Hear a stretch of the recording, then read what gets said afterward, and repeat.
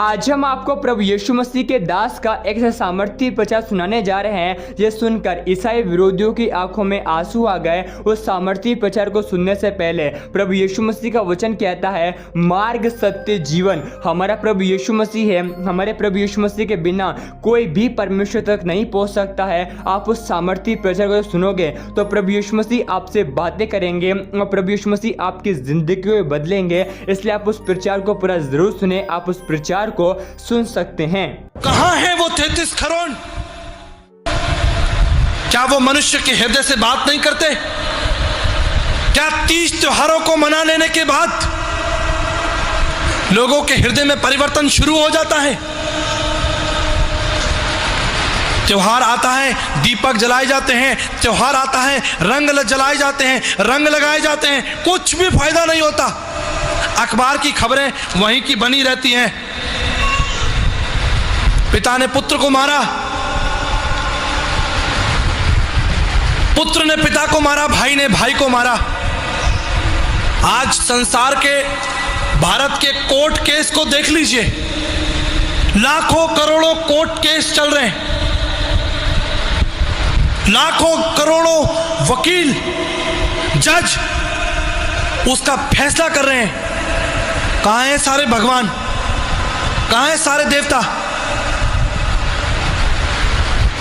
इसलिए परमेश्वर का वचन कहता है, जब तुम सत्य को जानोगे तो सत्य तुमको स्वतंत्र करेगा। और यीशु ने कहा, सत्य मैं हूं। ये पृथ्वी, ये भारत ही परमेश्वर स्वर्ग के रूप में देखता था। लेकिन आज हम चारों ओर क्या देखते हैं बहन भाई? क्या देखते हैं चारों ओर? हाहाकार, हाहाकार। जब आप अपने घर से निकले हैं आज की शाम, ताला लगा कर आए हैं। कितने लोग ताला लगा कर आए? क्यों? हाथी घुस के चोरी कर लेगा? कुत्ते और जानवर घुस के आपके घर से पैसे और जेवर चुरा के भाग जाएंगे? किसके लिए ताला लगा कर आए? मनुष्य के लिए। किससे डरे आपको? क्यों क्यों डरे मनुष्य से? क्योंकि मनुष्य ने उद्धार नहीं पाया है। इसलिए वो एक खतरनाक जानवर है, खतरनाक जानवर।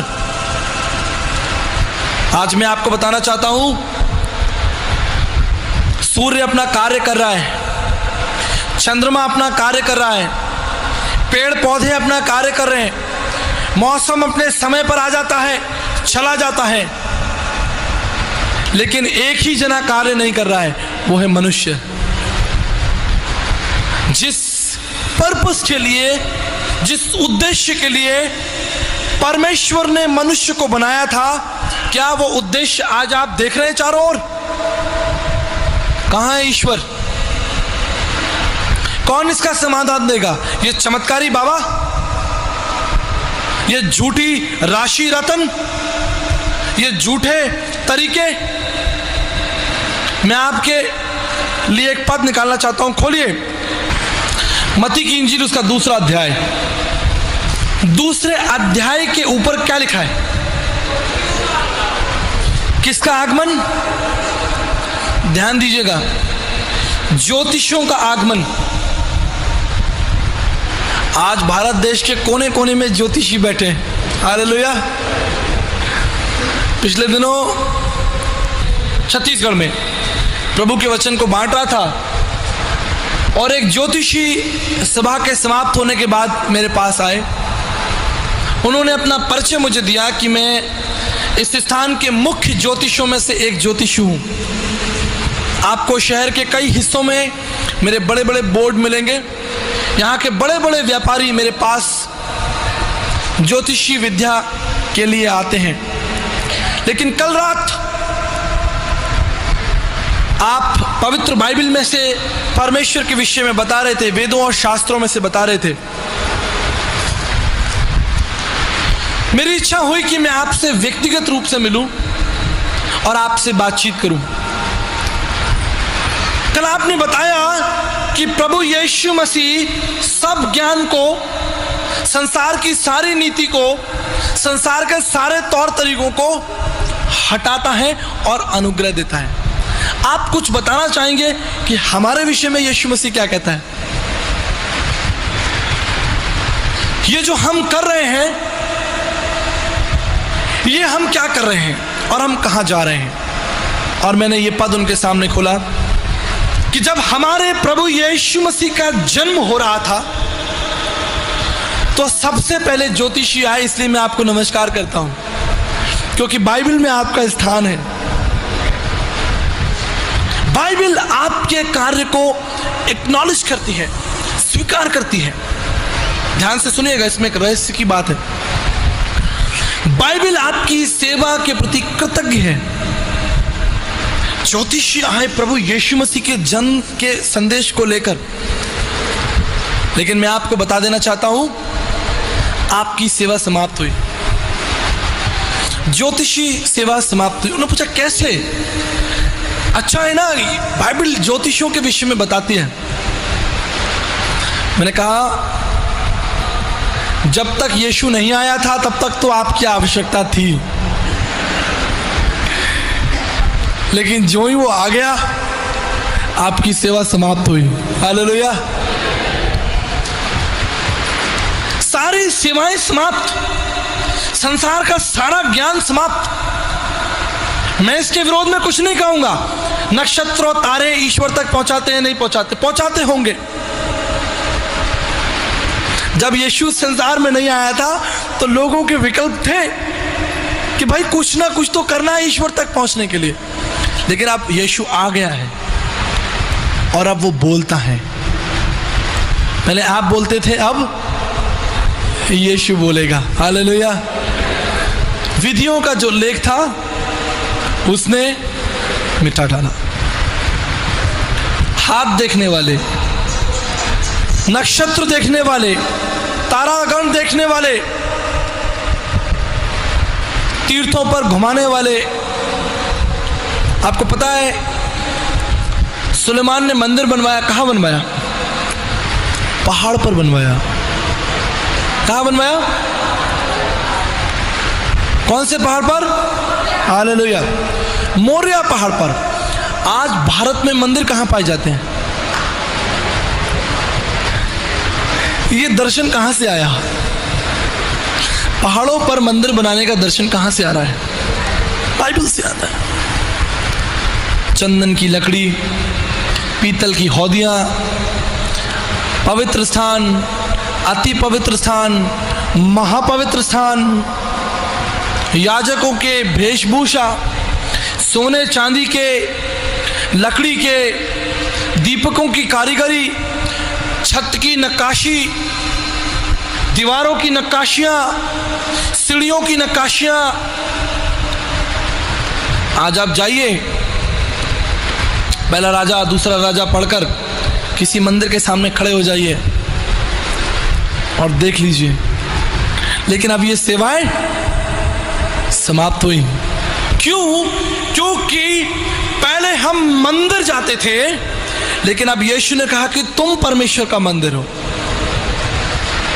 पहले हमें मोरिया पहाड़ पर चढ़कर परमेश्वर के लिए आराधना करने मंदिर जाने की आवश्यकता थी, लेकिन यीशु ने विधियों के खेल को, विधियों के लेख को, उसने कहा तुम परमेश्वर का मंदिर हो और परमेश्वर का आत्मा तुम में वास करता है।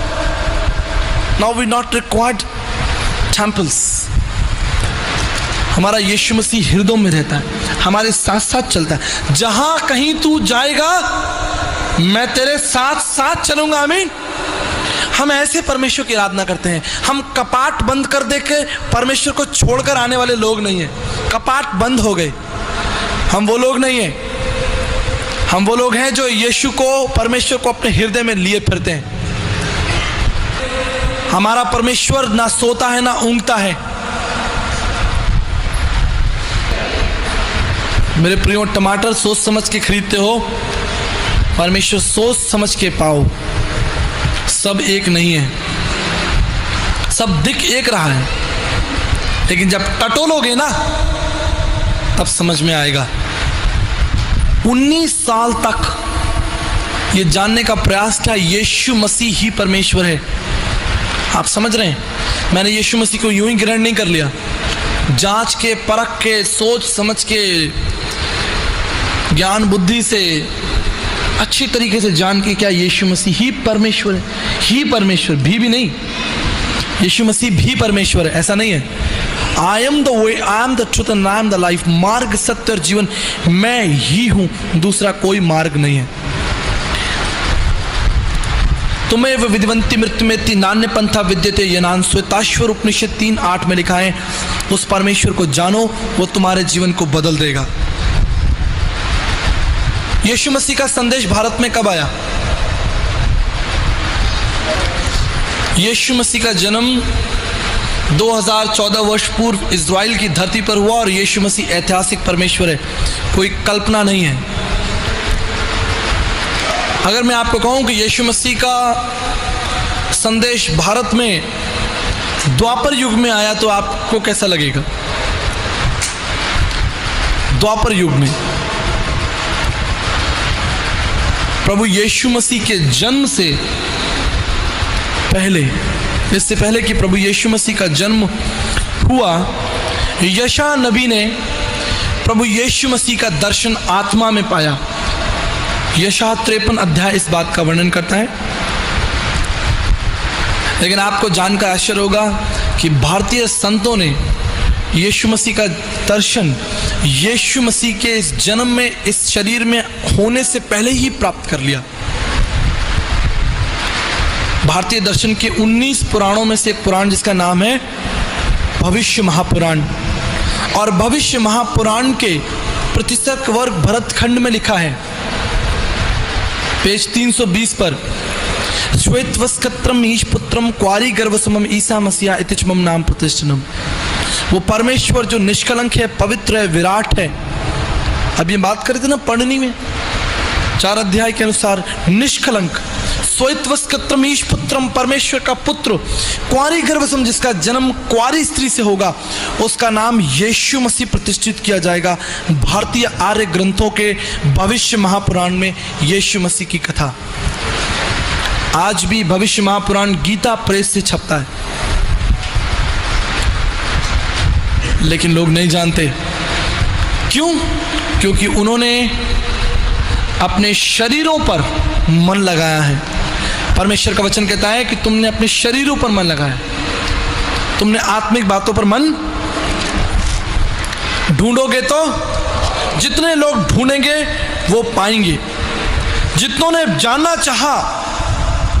जानना चाहा उन्होंने पाया।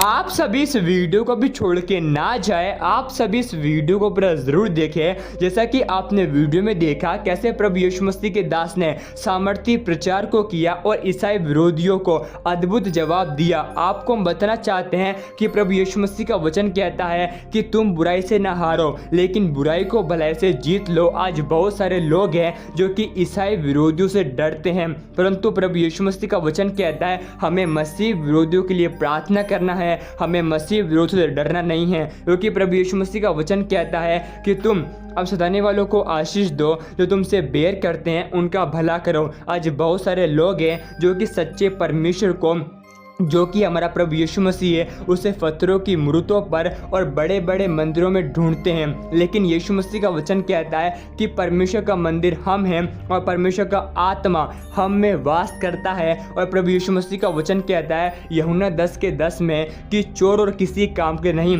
लेकिन चोरी करने, घात करने और नष्ट करने के लिए आता है, परंतु हमारा प्रभु यीशु मसीह इस संसार में इसलिए आया है ताकि हम अनंत जीवन को और बहुतायत के जीवन को प्राप्त करें। प्रभु यीशु मसीह का वचन कहता है कि हमारा प्रभु यीशु मसीह सब कुछ करने की शक्ति और सामर्थ्य रखता है, इसलिए आप विश्वास कीजिए।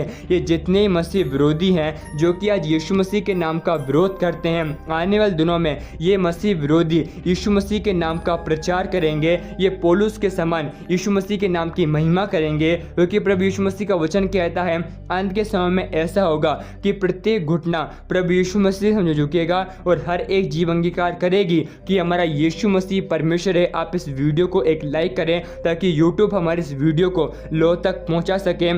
और लोग बचाए जाएं, क्योंकि प्रभु यीशु मसीह का वचन कहता है ना बल से ना शक्ति से परंतु परमेश्वर की आत्मा के द्वारा होगा। आप हमारे YouTube चैनल को सब्सक्राइब भी कर ले, क्या पता एक प्रभु यीशु मसीह का वचन आपकी पूरी जिंदगी बदल दे। परमेश्वर आप सभी को बहुत आशीष दे।